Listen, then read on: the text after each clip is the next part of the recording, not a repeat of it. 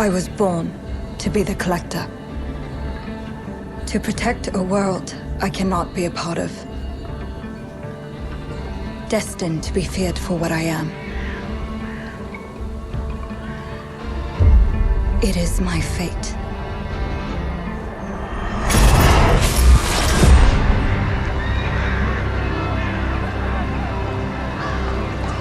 I have devoted my life to facing them.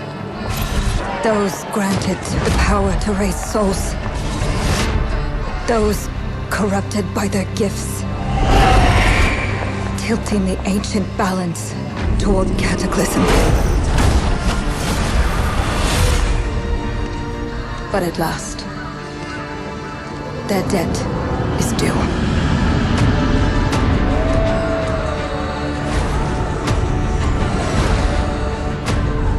Every choice, every breath has led me to this moment.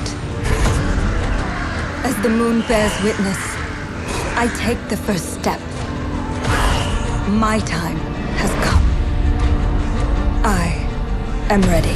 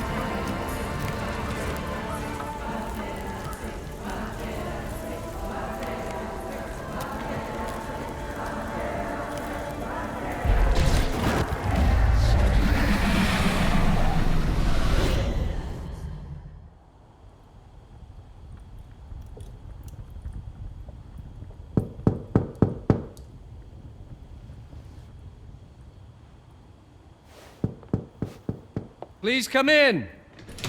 Professor Lucas? Yes. Yes, and you must be Cleo. I'm up here. Please join me. Be right there.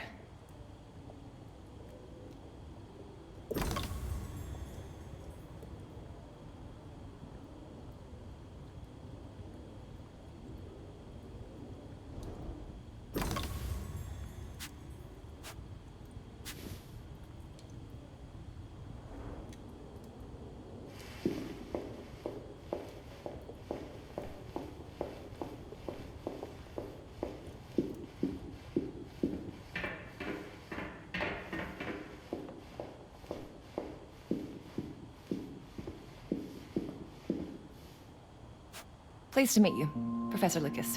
The pleasure is mine, Cleo. I'm glad you called. Were you looking for something in particular? I was, but my intricate classification system failed me once again. You know, this is the exact spot where I met your father for the first time. Really?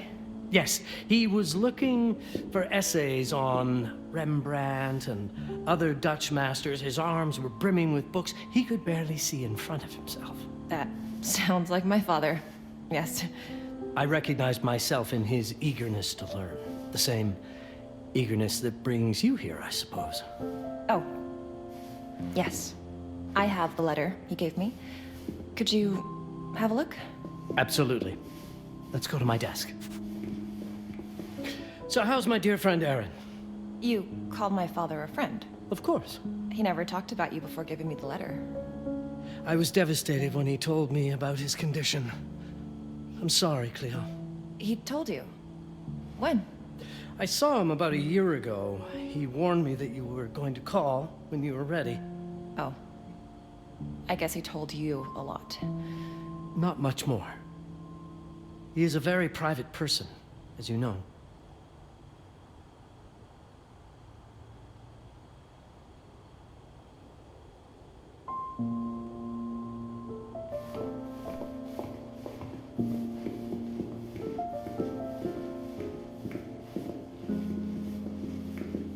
Let us settle at my desk, just there, by the fireplace.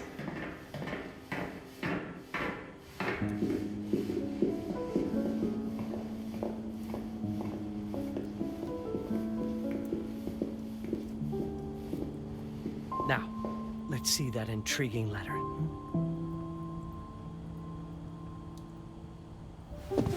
I can't read past the first line my father wrote. And then there's this last part at the end. Both are in English, but everything else is... I was hoping you could help me. I've never seen anything like this before. The writing seems to be hidden behind some sort of veil, and there's movement in it. It's like something organic. You're absolutely right. I've only seen this once before. I have a 300-year-old manuscript that has the same protective layer, which means that this letter is from the Zandaris tribe. Zandaris? Yes, it's a very ancient tribe. I wonder how your father got this letter. Can you decipher it? I'm afraid I can't. But there is a tome in here on ancient writing that mentions the Zandaris' protected communication. Although finding it may be a bit of a challenge, I think I might have stored it a little too well. The library's registry should help.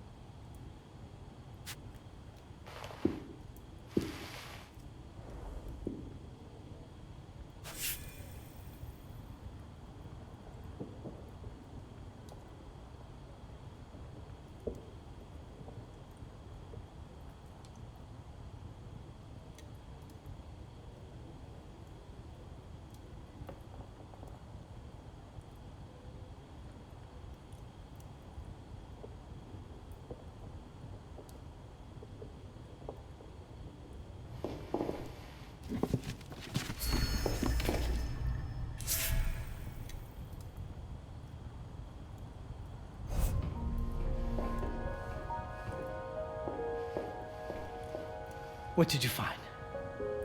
Protected Zendare's information was only decipherable through an object. Something called a Heparin? Yes, of course. So you've heard of it before? I thought it was a legend. It varies depending on the source. I've never seen one. They said it appears as something unremarkable. I wonder, has your father ever given you something other than the letter? Something like a key or a pendant? He gave this to me when I was a child. But I don't think it has anything to do with... Fascinating. I don't see how this could help us decipher a language. Doesn't hurt to try.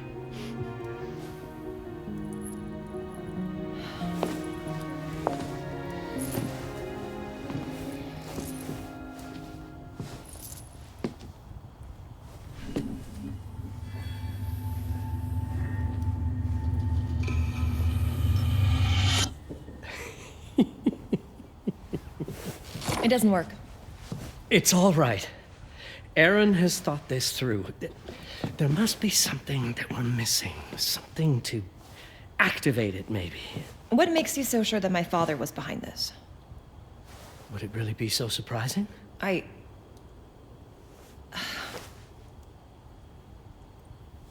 just wish he had told me more before he... I understand, but this is his way to do so. Aaron made sure that we would meet in this very room. He's a brilliant man. None of this is coincidence. Have a look around. See if there's anything that piques your interest. Something only you could notice? Did you know that my father donated a bust of Rembrandt to this school? I didn't. I'm afraid to say I never paid much attention to their donors. That must mean something, right? I know he loves this school, but... I'd say follow that lead. There's a section in this library dedicated to Rembrandt.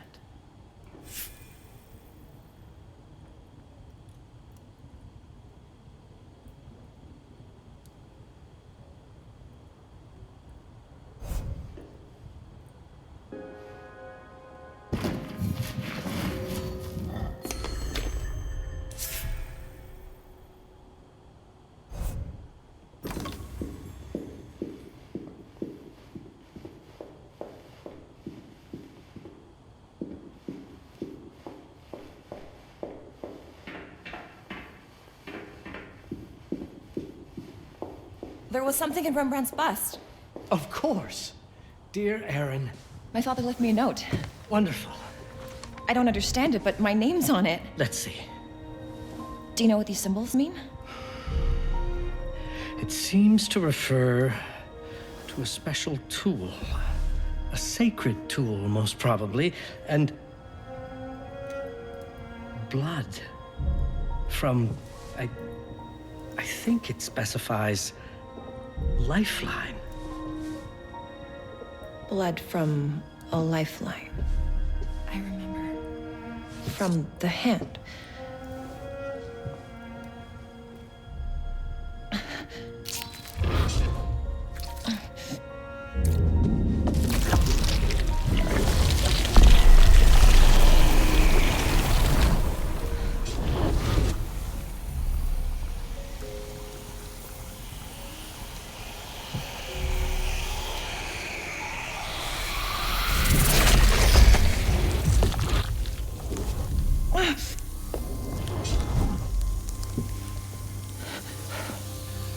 That's it. That's the Heparin. Aim it at the letter.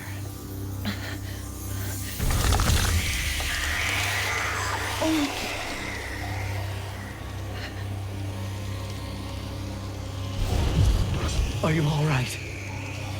Yes. It's... Cleo, if you're reading this, it means you're experiencing Nux. It's this dark energy you can feel through your guts.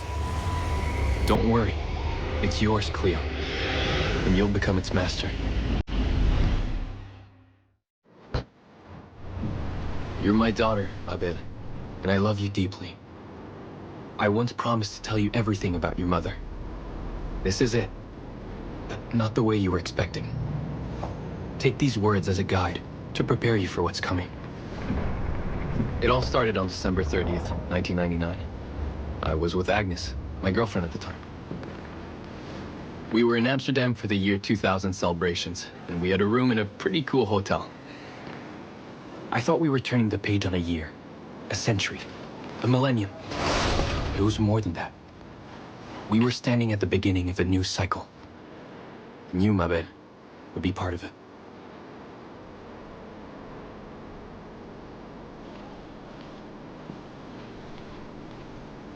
Everything starts with Agnes, as far as you and I are concerned, Cleo. But in fact, it's hard to grasp how ancient this story is.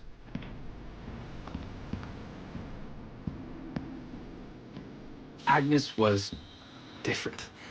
An old soul, yet joyful, always surprised by life. From the very beginning, it felt as though she already knew me. It was awesome. Agnes had planned something for us in our room that night. Some of her belongings had already been delivered. Ancient artifacts. I was fascinated. Truly, I had no idea what Agnes had in mind. But you know what, Cleo? I didn't care. I was in love. I never questioned Agnes's actions. She had a way of making me feel important and wanted. Needed, even.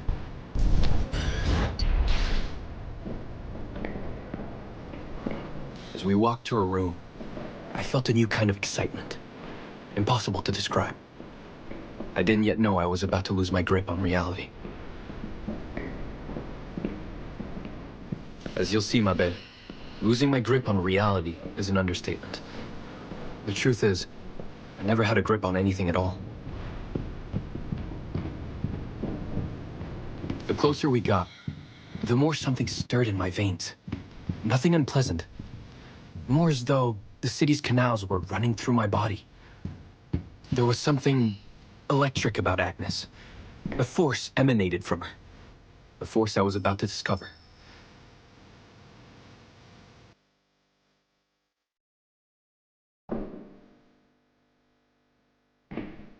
All in all, what awaited me in that room never felt threatening, Cleo. Deep inside, somehow, it always felt as though I'd been chosen.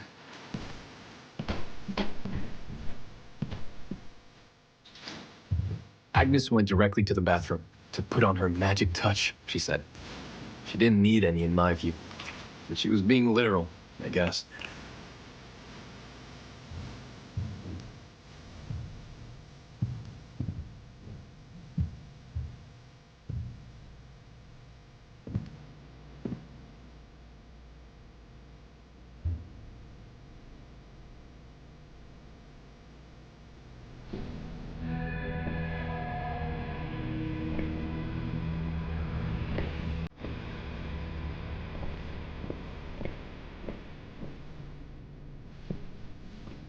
Could you set up my relics the way I told you to? She asked from the bathroom. I had to rummage through a chest, a shelf, even her bag to find those things of hers. So old they were unsettling.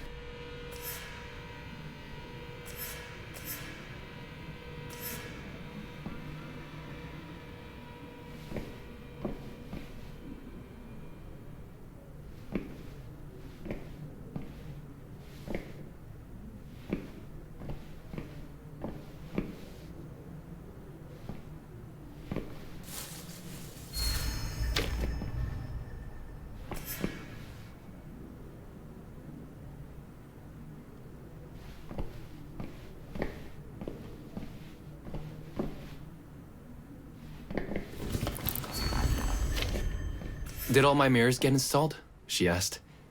Yes. They had been placed around the bed, and the bed had been moved. Even now, I don't know how, or by whom.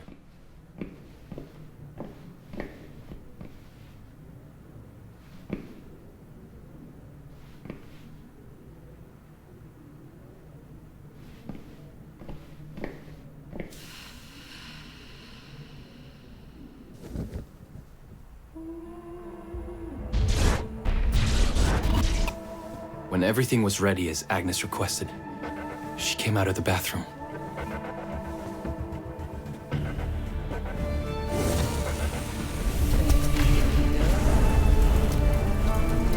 She was...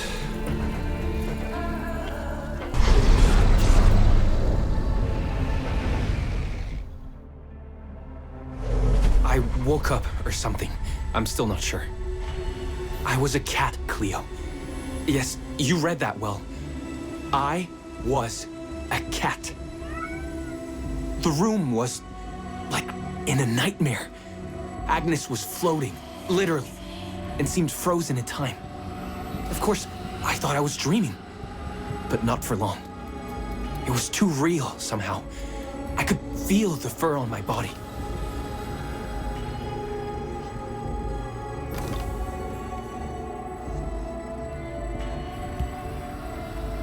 My senses were heightened. Everything I saw or heard became a voice calling me. Go further, and you'll see. Go further, and you'll see.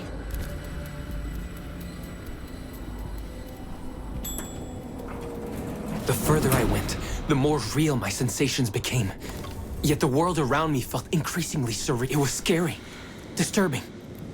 But something was definitely calling to me, from what seemed to be the other side. And then, in a forest, yes, a forest, I knew it in my bones.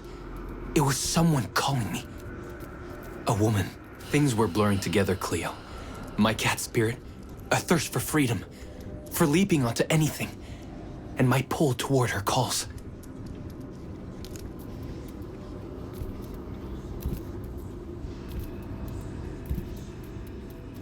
And I saw her.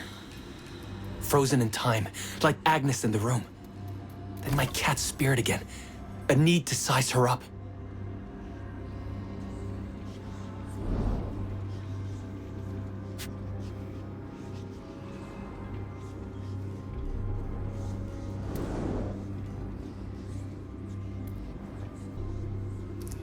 Then it happened.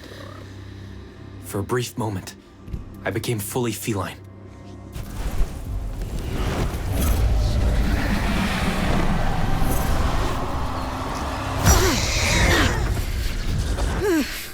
Welcome, Patarazzi.